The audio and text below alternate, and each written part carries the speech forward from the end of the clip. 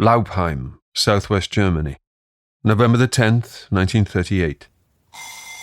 At 5 a.m., Hans Kitzinger's alarm goes off. He's a fireman.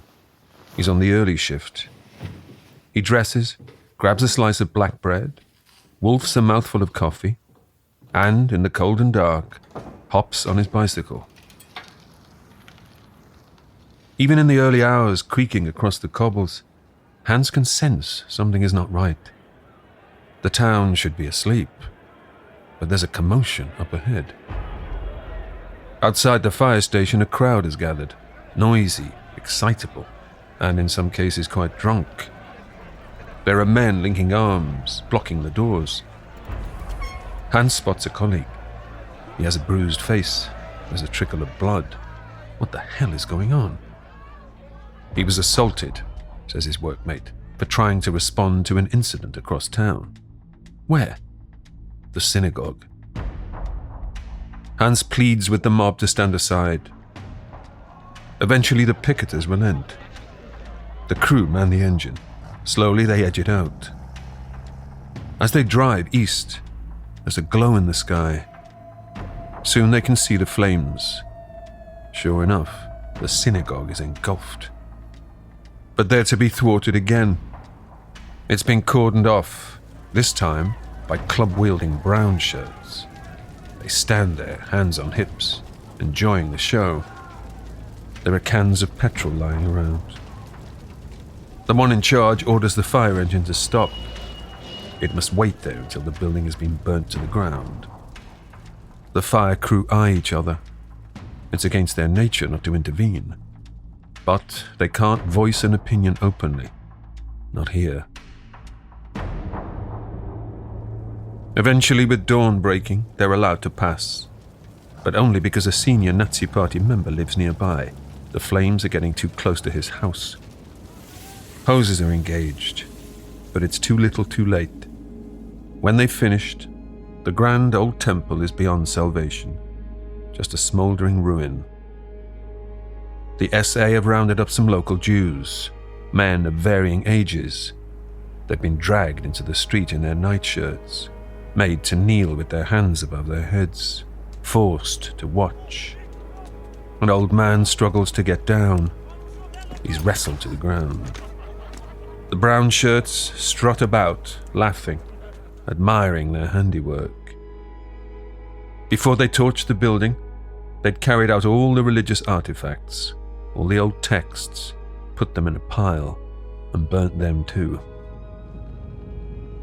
The firemen pack up.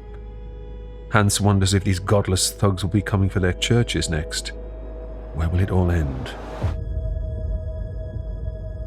From Neuser, this is the story of Hitler and the Third Reich.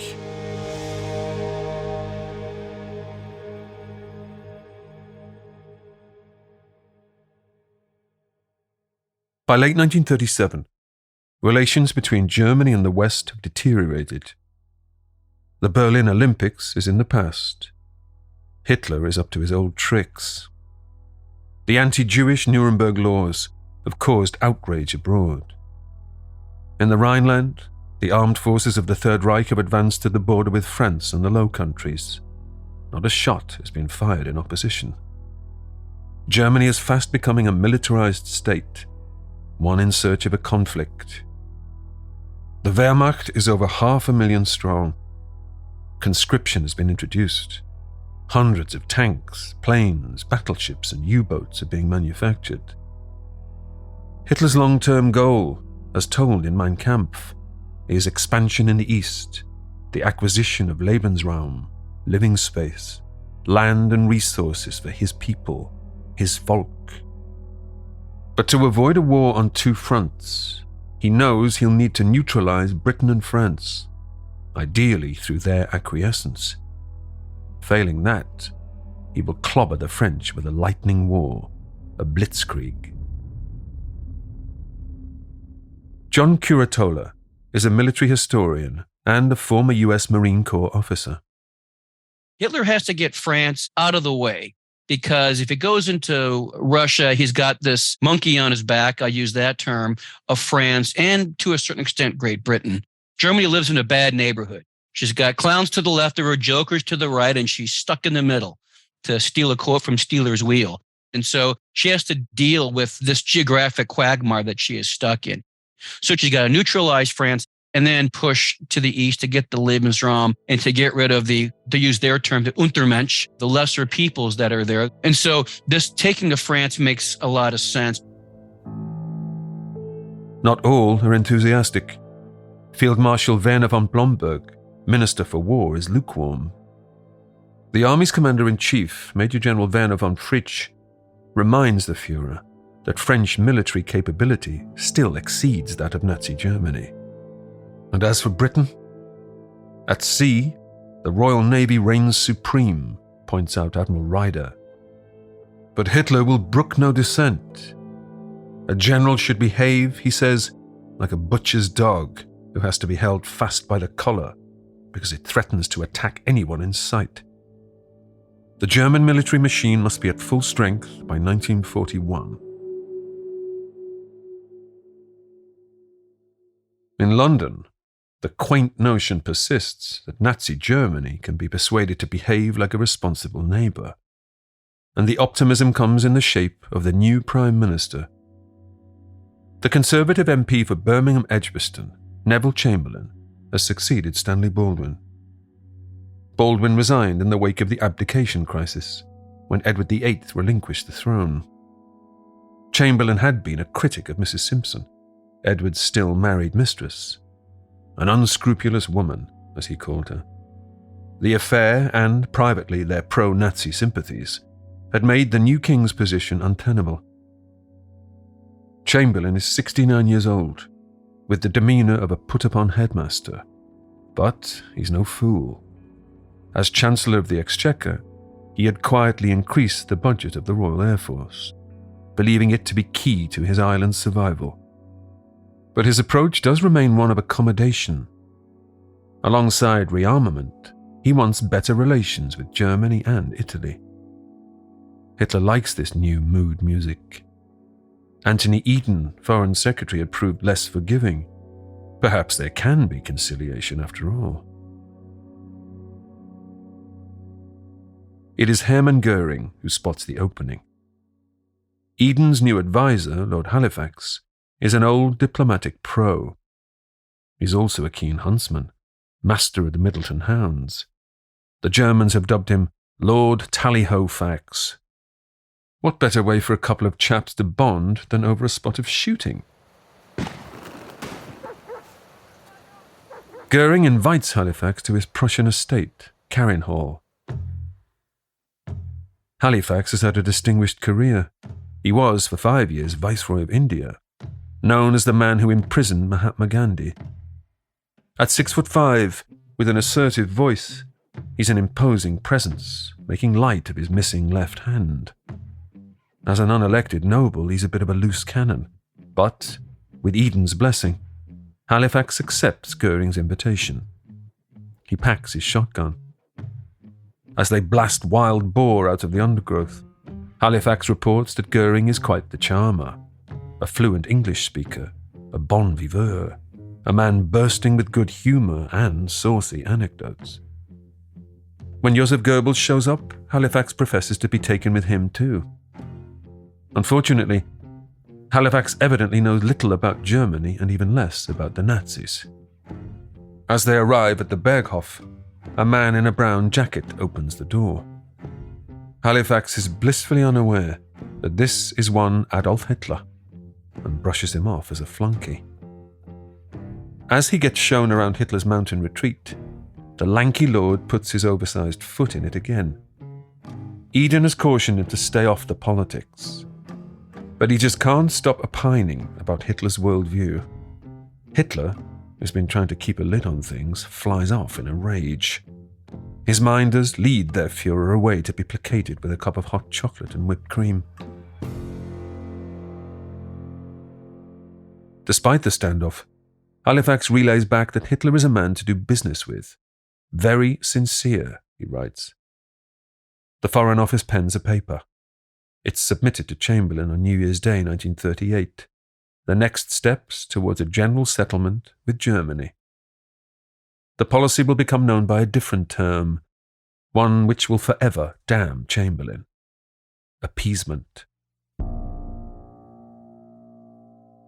In early 1938, a scandal breaks out in the Nazi Party. Blomberg, Minister for War, a widower of 6 years, is getting married again. The lucky lady is his secretary, Anna Grun. It's uncovered that she was once a prostitute, and she's starred in some pornographic films. Germany has its own abdication crisis. Behind closed doors, Hitler tells Blomberg he must divorce his new wife or give up his job. When Blomberg opts to stand by his woman, it is Major General von Fritsch, his replacement, who hands him his notice. But another twist. Himmler and Heydrich, via their spy network, discover that Fritsch has been engaging in illegal homosexual acts with members of the Hitler Youth, as well as a male escort known as Bavarian Joe. Fritsch will ultimately be acquitted, but right now, the outrage is all Hitler needs to conduct a purge of the army's top brass, to stamp out the decadence.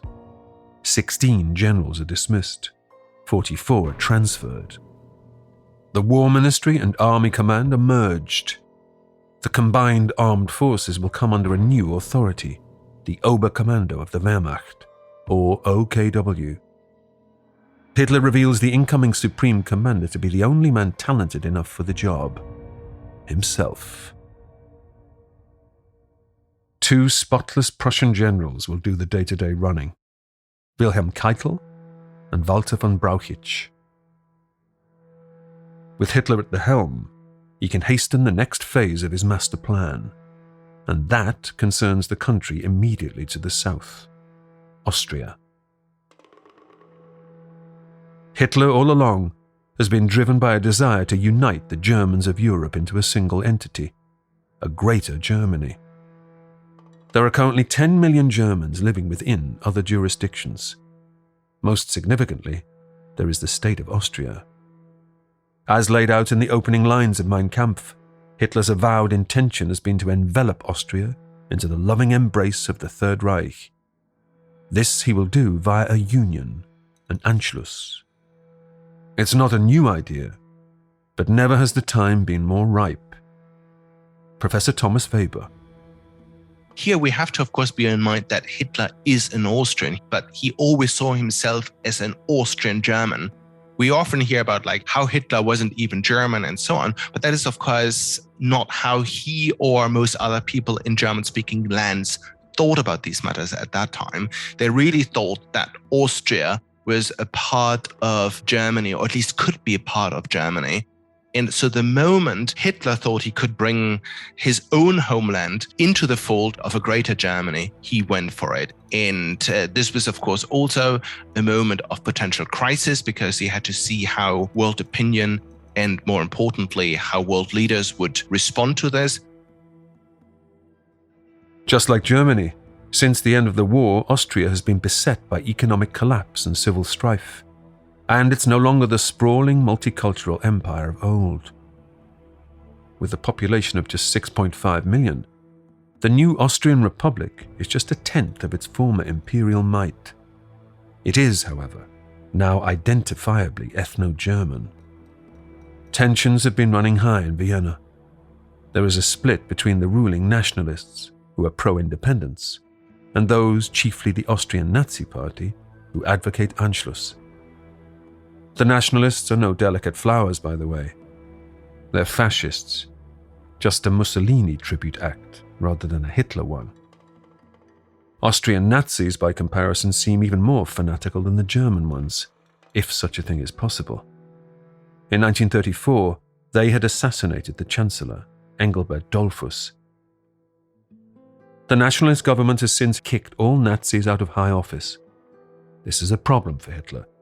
He needs his minions running riot. Time to exert some pressure.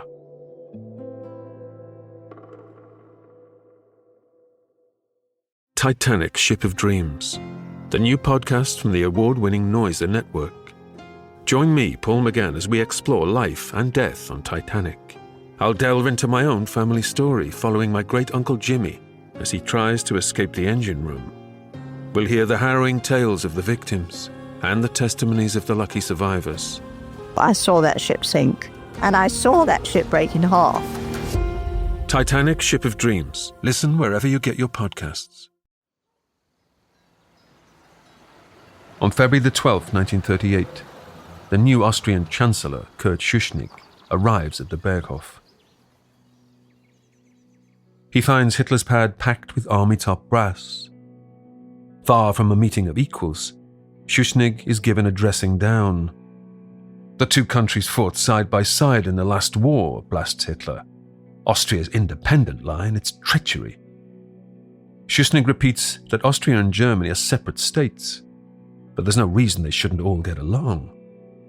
Hitler warns him, if Germany wanted to march into Austria, it could do so just like that. Hitler is very clever on how he deals with the leaders of the countries that he ultimately wants to annex.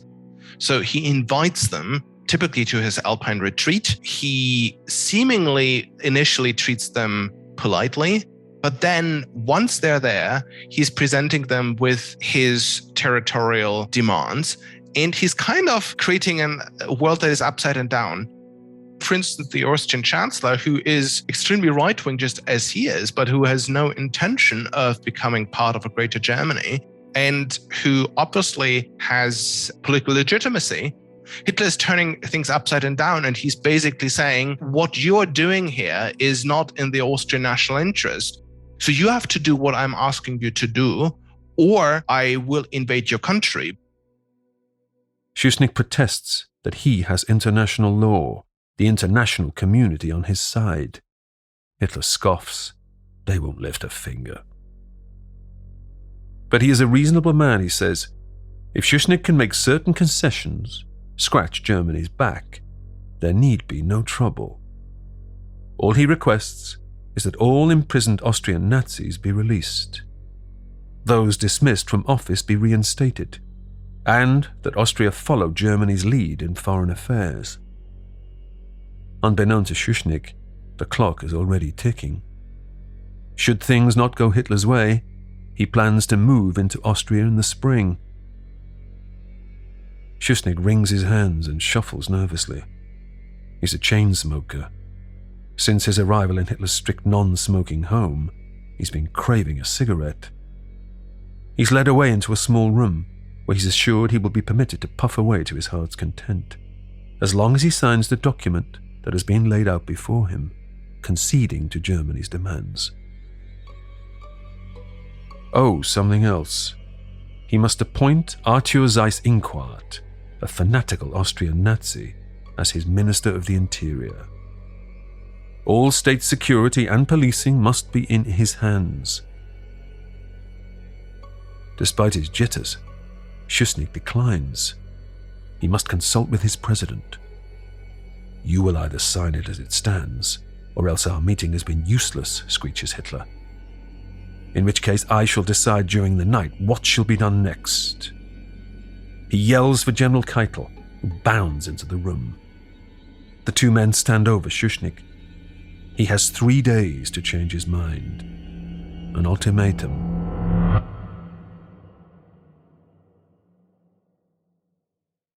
Back in Vienna, the Austrian president reluctantly agrees to the demands, but draws the line at the appointment of Seyss-Inquart.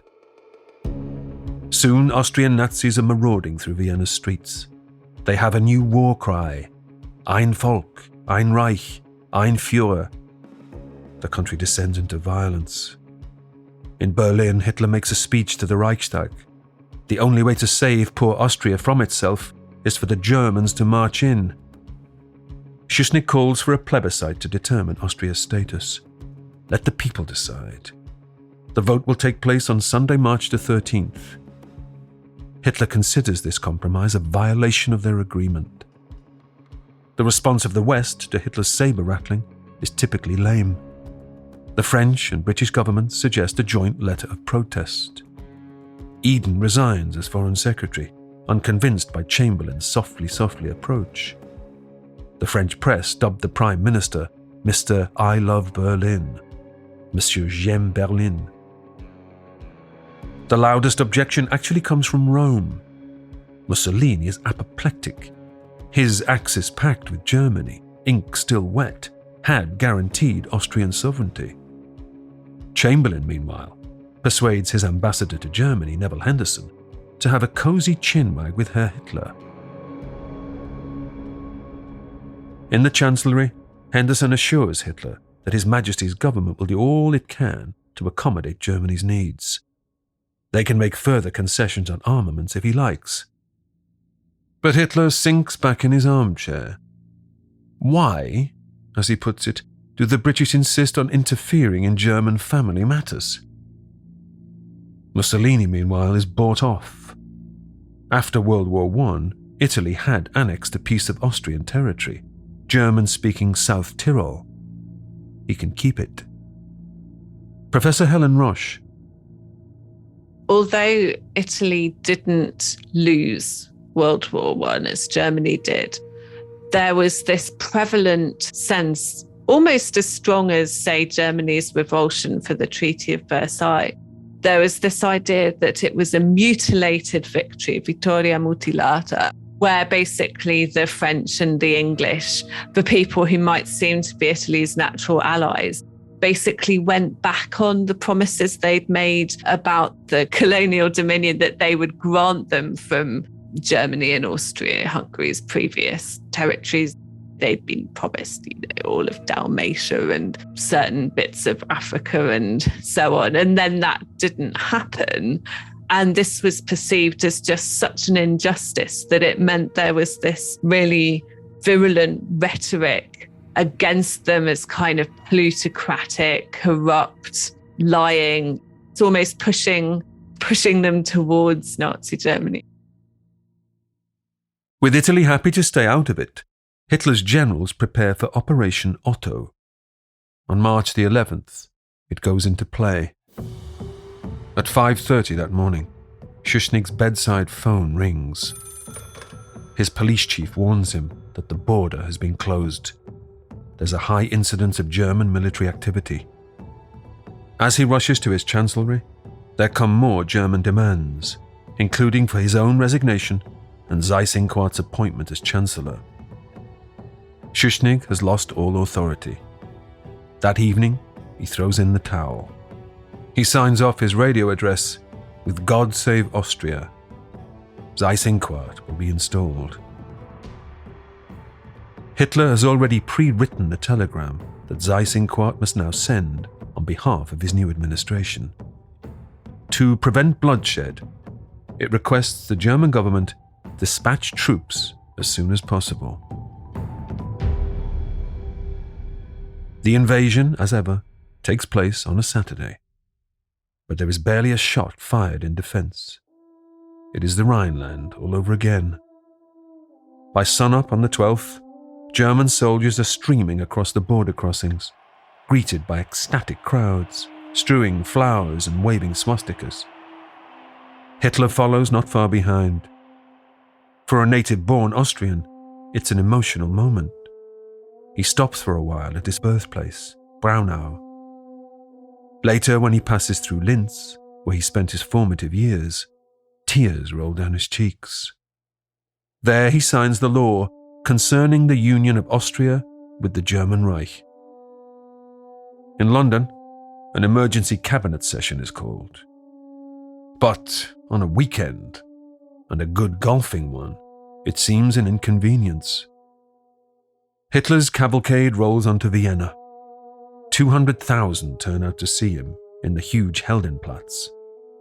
By Monday morning, Austria is part of the Third Reich.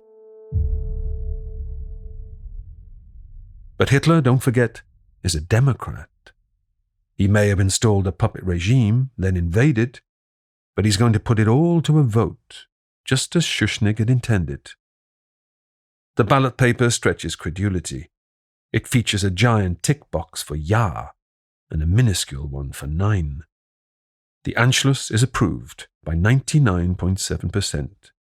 It is, says Hitler, the proudest hour of my life. Austria is now Ostmark, a province of the Reich. Opponents of the regime, socialists, communists, trade unionists, will be rounded up. The persecution of Jews will escalate to a whole new level. Even in Berlin, the zeal of the Austrian Nazis takes them aback. Disproportionately, they will go on to make up 13% of the SS, 40% of the concentration camp personnel, and 70% of those running the death camps. Those who can leave the country. 250,000 Austrians will get out over the next few months. Psychoanalyst Sigmund Freud and philosopher Ludwig Wittgenstein make their way to London. A well-known singing group run by an old naval commander escapes over the Alps, the von Trapp family. They are the fortunate ones. All Polish Jews, about 50,000 people, are forcibly expelled from the new Greater Germany.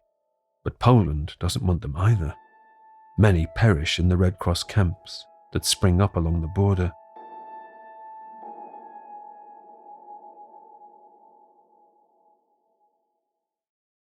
On the southeast fringes of the Reich, separated by mountains, lies a community known as the Sudeten Germans. They find themselves citizens of a state that has been carved from the remnants of the old Austro-Hungarian Empire, Czechoslovakia. The 3 million Sudeten Germans represent a sizable minority, over 20% of the population. Emboldened by the Anschluss, a Nazi-style organization, the Sudeten German Party is agitating for union. Under the leadership of Konrad Henlein, the party accounts for 90% of all German ethnic votes. 2 weeks after the Anschluss, Hitler invites Henlein to his home. A paramilitary wing of the party is established, financed covertly from Berlin. Hitler once again hopes he can do a spot of bullying, get the Czechs to sign over the Sudetenland without a fuss. But he also draws up plans for a sneak attack, and, as before, he will get his allies on board. Mussolini, mighty conqueror of Abyssinia, thoroughly approves of the annexation of the Sudetenland. That gift of South Tyrol has gone a long way. Czechoslovakia is an odd shape, long and thin, not easy to defend. But it has good border fortresses along its German frontier and a decent army.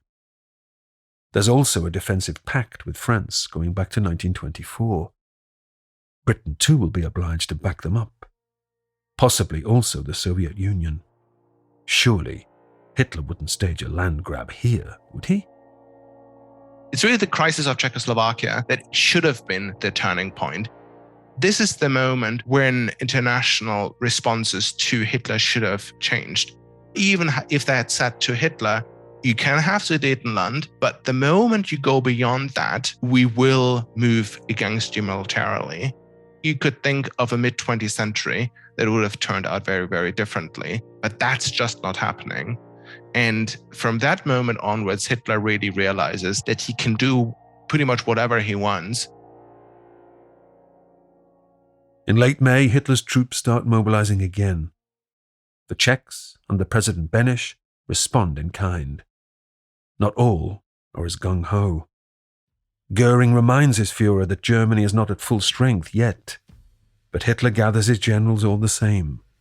It is my unshakable will to wipe Czechoslovakia off the map. By the first week of September, Germany's army, now 750,000 strong, starts maneuvers along the border. On September the 12th, Henlein begins his uprising. He's backed by Hitler's radio broadcast, recounting tales of Czech oppression. There is street violence, clashes with the police. On the 14th, Prague declares martial law in the Sudeten areas. Hitler is all set to move in. The flustered new French Premier, Edouard Daladier, contacts London. They must speak to Hitler immediately. Chamberlain cables the Führer. Hitler replies that he will be happy to receive him. But Chamberlain must come to Berchtesgaden, And so begins a frantic period of shuttle diplomacy. At 7 a.m. on the morning of September the 15th, Neville Chamberlain leaves Downing Street for Heston Aerodrome. People on their way to work stop to applaud him. "My policy has always been to ensure peace," he tells the BBC. "The prompt acceptance of my suggestion encourages me that the visit today will not be without results." Professor Nicholas O'Shaughnessy. We see Chamberlain, he was described as that undertaker from Birmingham, as the ultimate kind of cautious suburban bank manager type.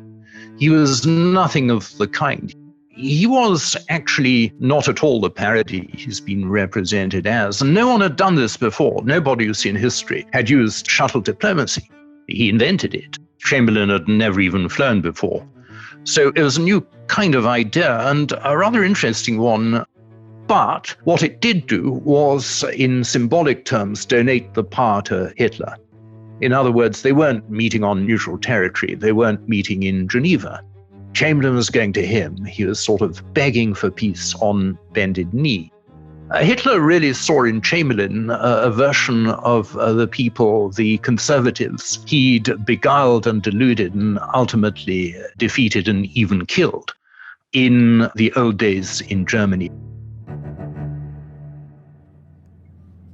At 12:30 p.m. local time, Chamberlain touches down in Munich, where he's met by his ambassador Neville Henderson and cheering German crowds. A little after 4 p.m., they're in the Bavarian Alps, winding up to the Berghof. The skies darken. It starts to rain.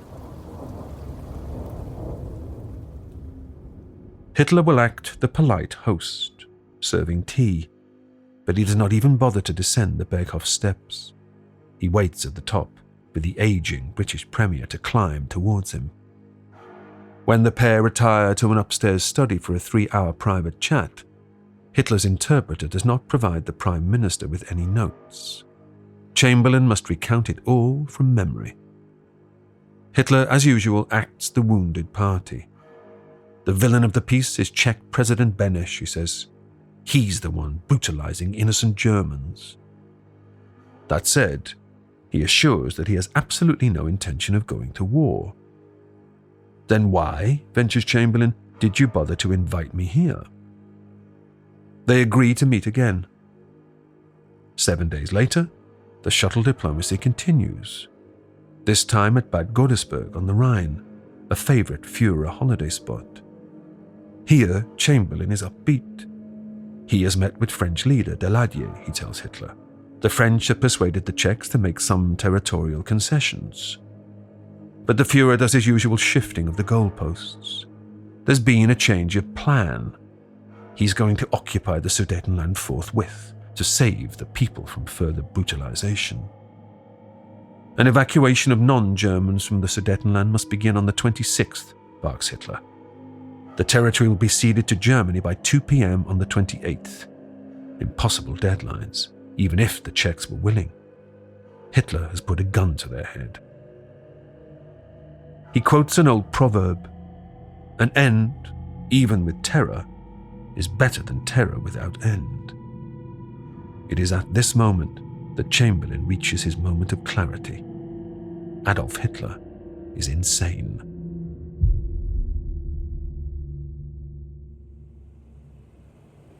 As the weary Prime Minister flies home, following the path of the Thames, he imagines bombers razing London.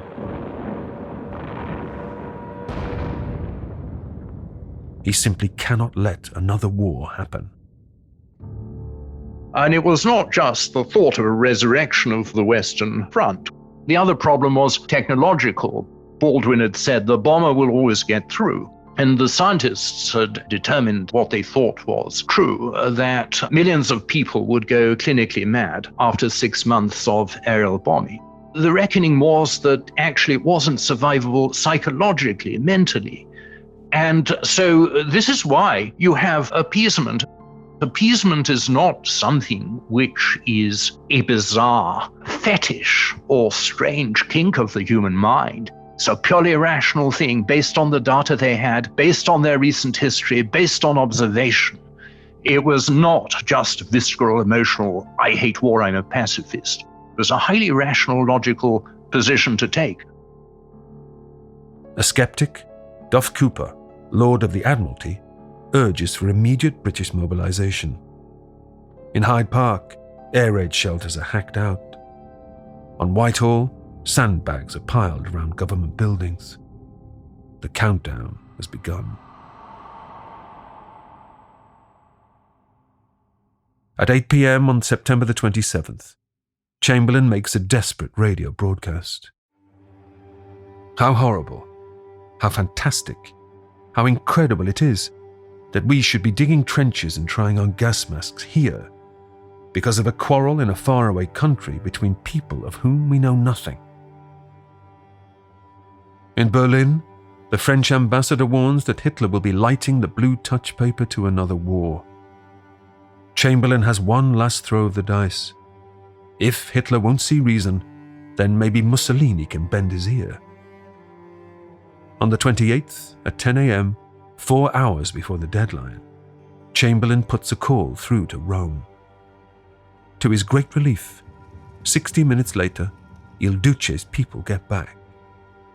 Hitler, it seems, is receptive to a conference in Munich. The Führer pushes back his invasion.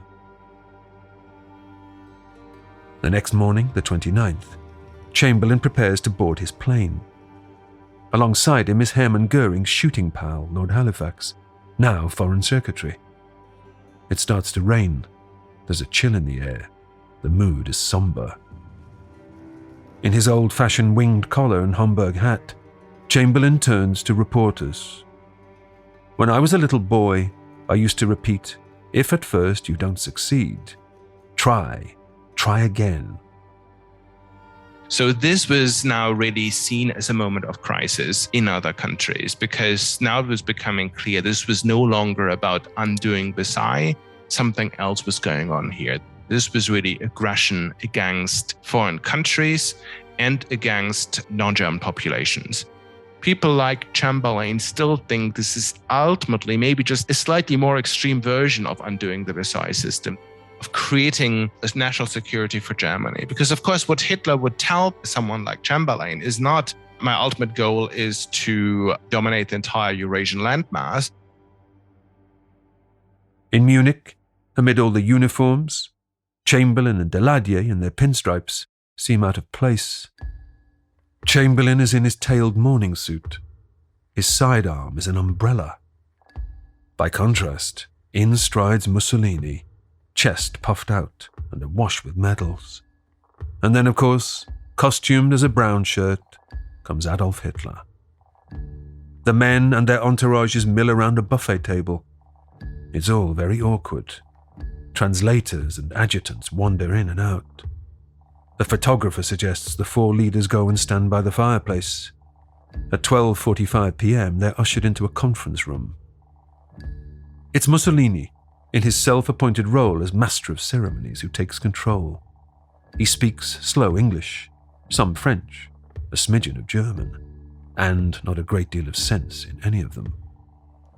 Hitler, meanwhile, just grimaces. It was, of course, really Mussolini who had brought about Munich, which we now today see as a triumph of Hitler. But at the time, Hitler was furious. This was absolutely not what he wanted to have. He really had wanted to march into Czechoslovakia. And now Mussolini had forced his hand and had brought about this international agreement, which Hitler absolutely objected to. And yet he also knew that he was dependent on Italian support. Finally, at 1:30 in the morning, an agreement is reached. Britain, France, Germany, and Italy consent to a 4-stage transfer of the German majority regions of the Sudetenland, beginning on October the 1st, and an evacuation of the Czech population. An international commission will oversee disputed areas and arrange plebiscites. After this, promises Hitler, there will be no more territorial demands. The four leaders put their names to the necessary documents. Hitler, in a rare slip, lets himself be snapped wearing his glasses. At 2:15 a.m., the Czechoslovakian delegates who've been waiting outside are brought in. It's up to the British and French to break the news to them. They've been sold down the river. The Germans and Italians are long gone.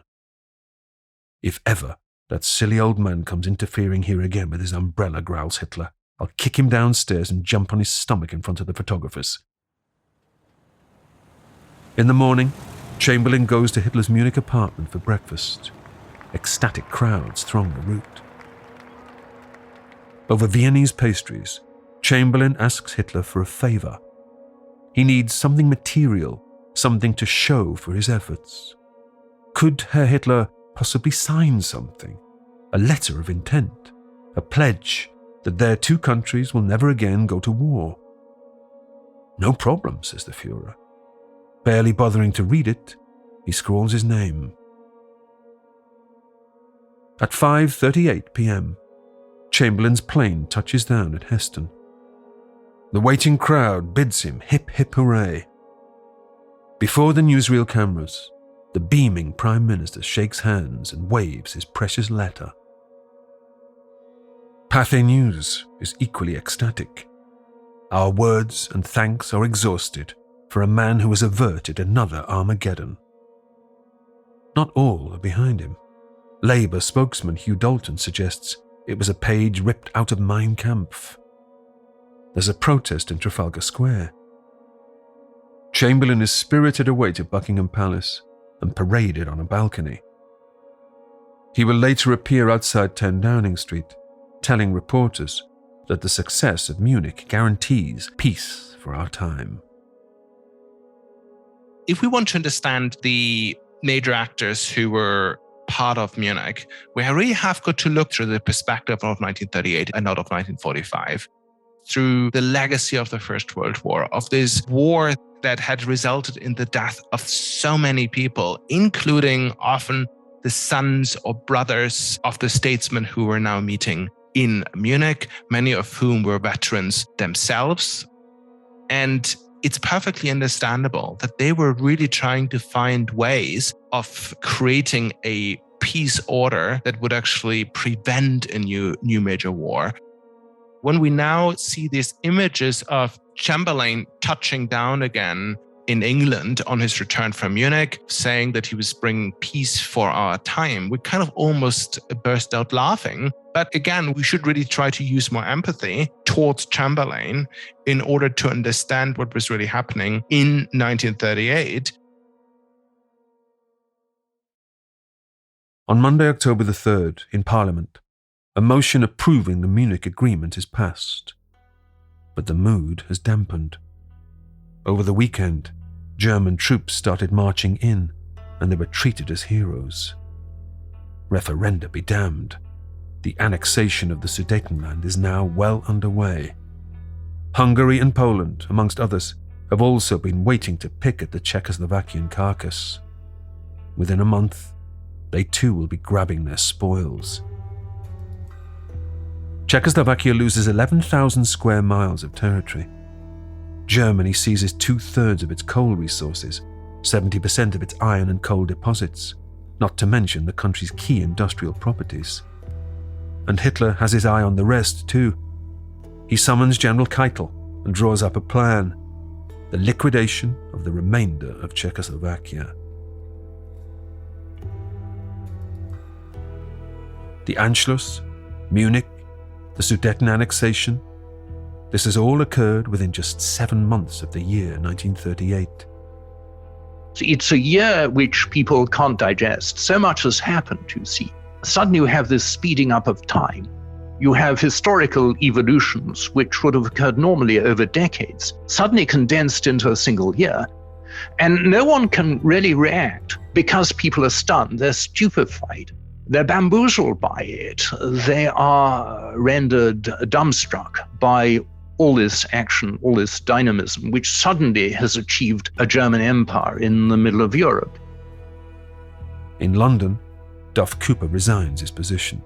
With a parting shot at Chamberlain, The Prime Minister has believed in addressing Herr Hitler through the language of sweet reasonableness. I believe that he's more open to the language of the mailed fist. Chamberlain is damned by another Conservative MP, Winston Churchill. They are in the midst, he describes, of a gathering storm.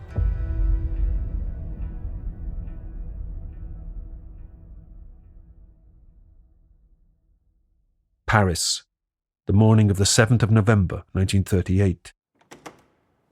A young man named Herschel Grinchpan goes to the German embassy. He requests, and is granted, an audience with a diplomat named Ernst von Rath. Grinchpan is just 17 years old. He's also a Polish Jew.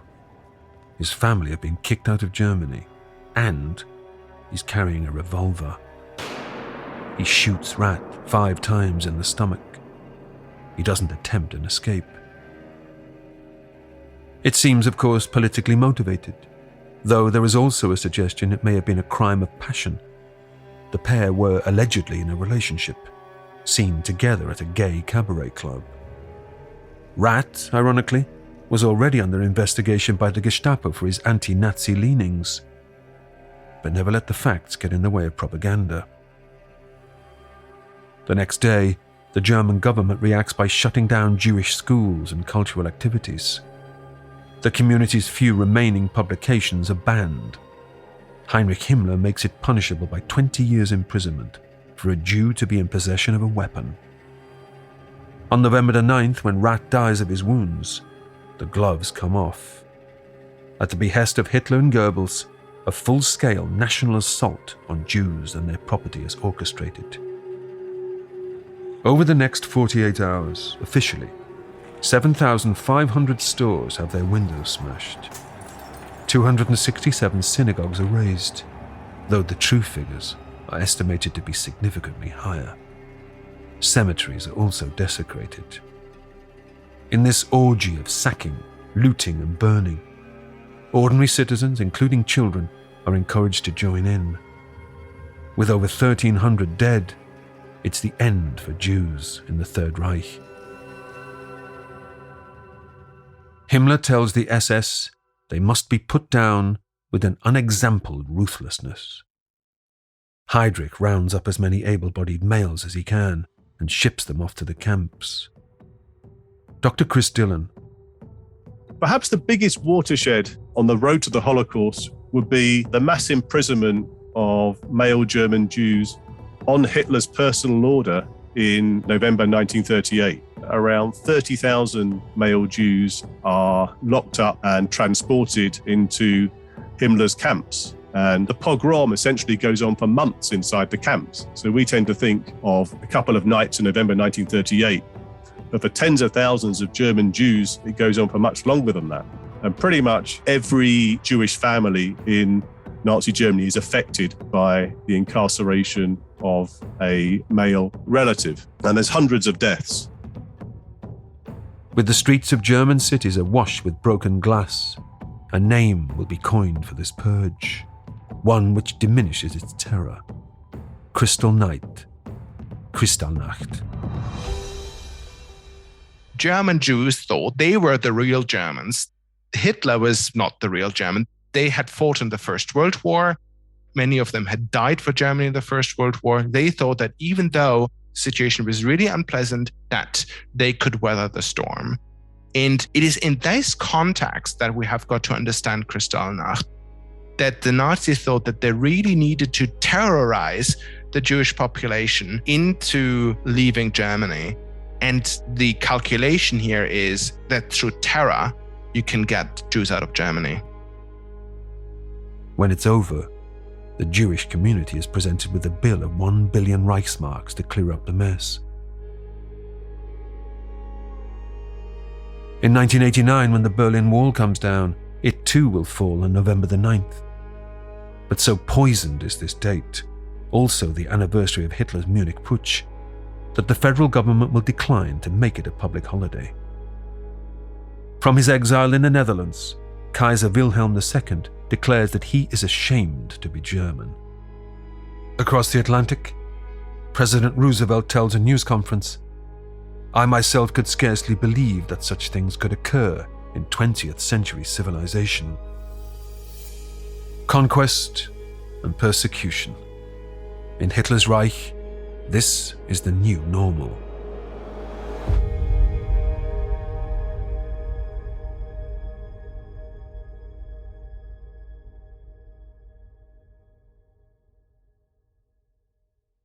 In the next episode, Hitler ignores the Munich settlement and gobbles up the rest of Czechoslovakia. A shock pact with the Soviet Union opens the way for the conquest of Poland. But Britain and France will draw a line. An invasion of Poland will mean war. That's next time